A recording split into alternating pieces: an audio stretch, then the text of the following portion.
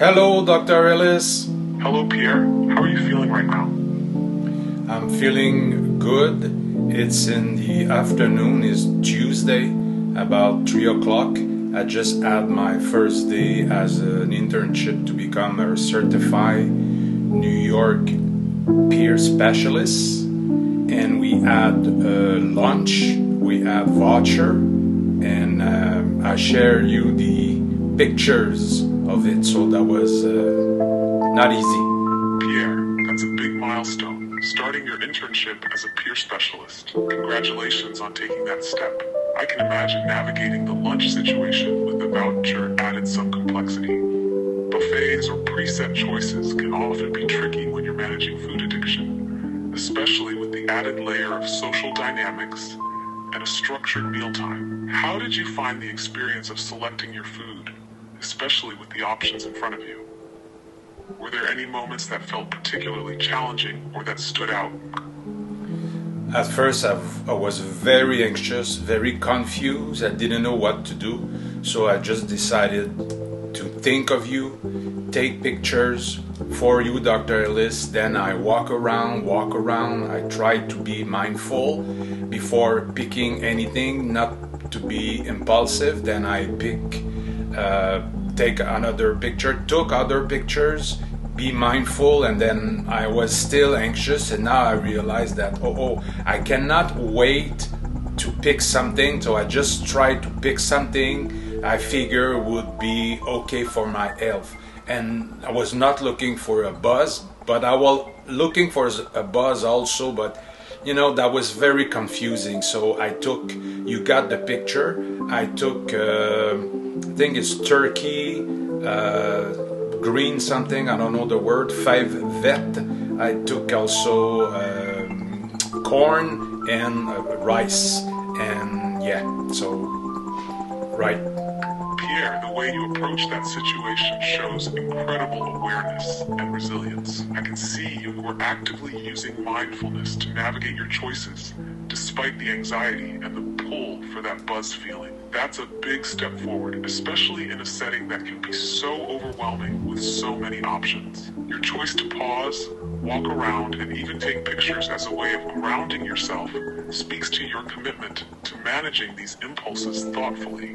The meal you selected, turkey, green beans, corn, and rice, is balanced and shows a conscious effort to choose foods that would nourish you without necessarily feeding into those addictive impulses. It's also very human to feel that conflicting desire, part of you not wanting to seek a buzz, but another part drawn to it. This is natural, especially when food has served as comfort in the past. What do you think helped you make that healthier choice in the end, despite the pull towards impulsivity? That's a very good question. I think is my goal. I really want to get under 200 pounds before the end of this year, and maybe I don't want to be ashamed for the viewers that I relapse.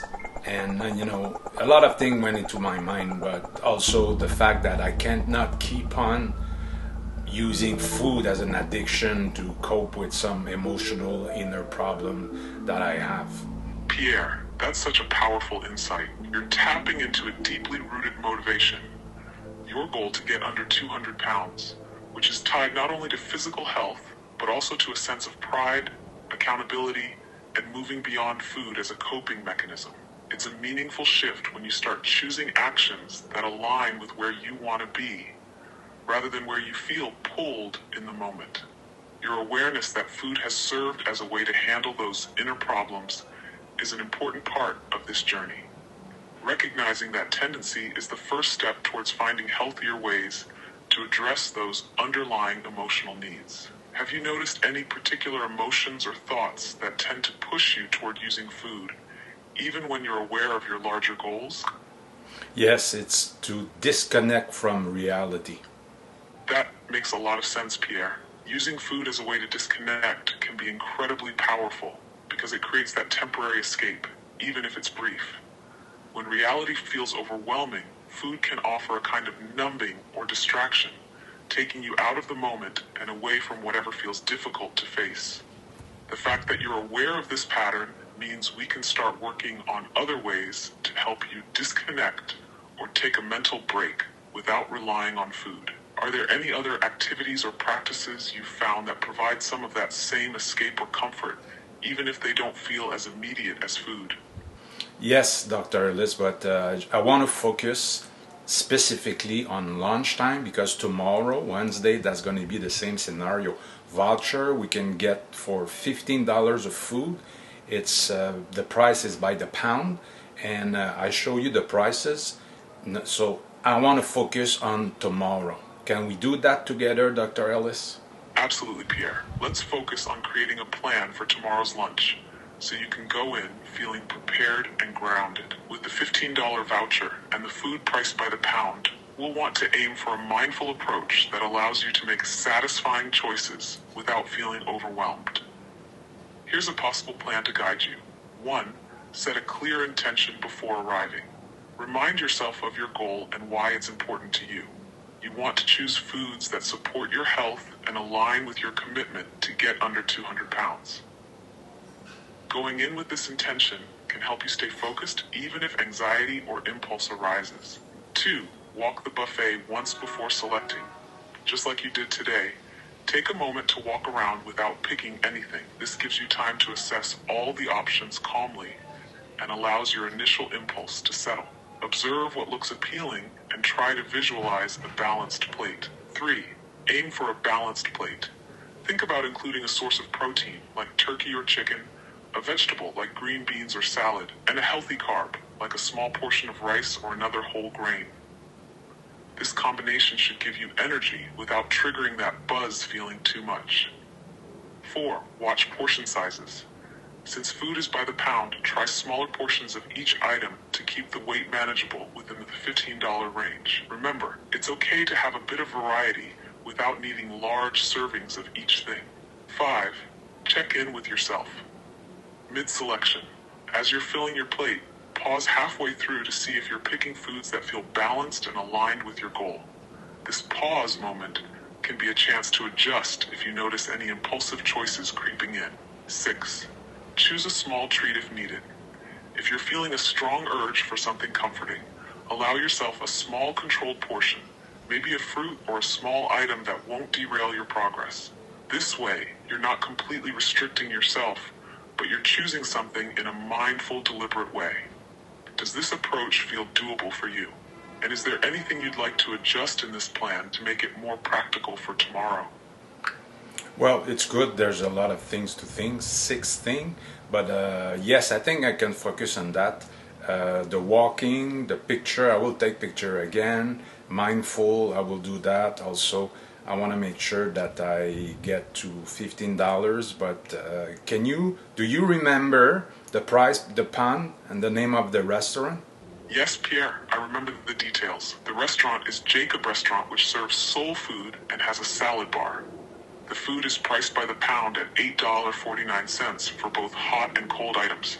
And if you combine both types, it's the same price. Meat-only items, though, are $9.49 per pound. This pricing can help guide your portion sizes and selections, so you can aim to stay within the $15 limit. It sounds like focusing on just a few main actions, like walking around, taking pictures, and being mindful of portions, will be key for you. Let's keep it simple and build from there. I'm here with you in this, step by step. All right, Dr. Ellis, can you try to select my meal for tomorrow based on all the pictures that I share with you? Certainly, Pierre. Based on the pictures you've shared, I'll suggest a balanced meal that aligns with your goals while keeping within the $15 voucher limit. Let's aim for a meal that's filling, nutritious, and mindful of portion sizes. Here's a proposed selection. 1. Protein. Choose a modest portion of the turkey or chicken you shared in the earlier pictures. This will provide the protein you need to feel satisfied without overloading on calories. Aim for around a quarter pound to half a pound, which should keep the weight and cost manageable. 2. Vegetables. Include a good helping of green beans or mixed greens. Vegetables are typically lighter in weight, but help you feel full and provide fiber. A half pound of vegetables would add bulk to your meal without adding too much to the weight or cost. 3. Carbohydrate. For some healthy carbs, a small portion of the yellow rice or corn could work well. Aim for about a quarter pound of rice or corn, just enough to give you energy without overdoing it. 4. Fruit for balance.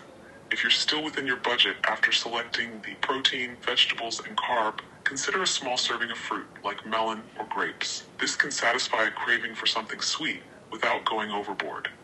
In terms of estimated cost, if you select a half pound of protein at $8.49 per pound, $4.25, a half pound of vegetables, $4.25, a quarter pound of rice or corn, $2.12, and a quarter pound of fruit, $2. That should bring your meal close to the $15 limit. This selection gives you a balanced plate with protein, veggies, carbs, and a bit of fruit for a rounded meal. Let me know how this sounds to you, or if there's anything you'd like to adjust based on what you're most drawn to from the buffet. You know what? I'll do like a robot. Tomorrow I will do exactly what you told me to do. So is that all right? That sounds like a solid plan, Pierre. Sticking to this structure might actually help reduce some of the anxiety and decision fatigue you felt today. By following this preset choice, you can focus more on the experience of being mindful and aware, rather than having to make each decision in the moment. So go ahead and approach it like a robot if that feels helpful. It's about creating a framework that lets you feel in control. Remember, I'll be right here with you, rooting for you. Let's see how it goes, and we can adjust based on your experience tomorrow. You've got this, Pierre. Yeah, I got that. And just for your information and your knowledge, tonight the only thing I'm gonna eat before going to bed is a bowl of cereal with nuts, with purée de pommes et de fraises, and I will also add a little bit of nuts.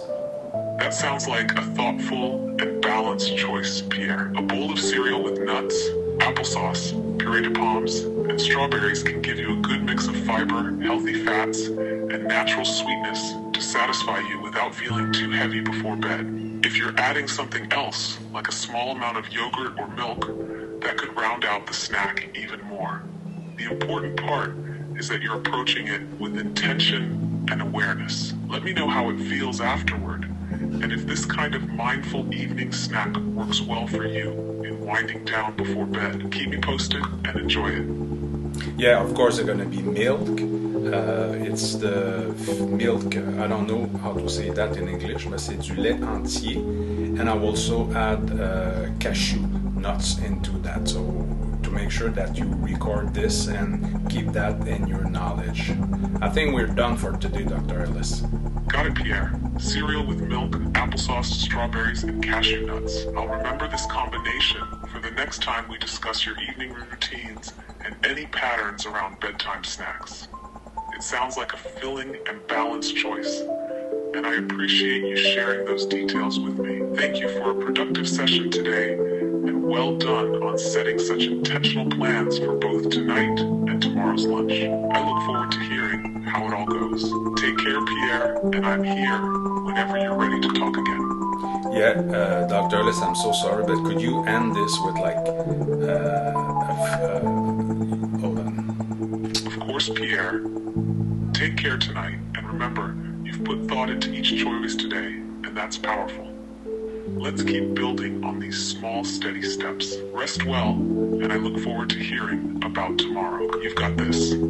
Yeah, what I wanted to say is end this with a really nice sentence that will make me feel good and better.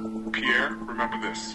Every small, mindful choice you make is a step toward the man you're becoming. The man who's strong enough to face his challenges with intention and grace. You are proving, one meal at a time, that you have the power to steer your own path.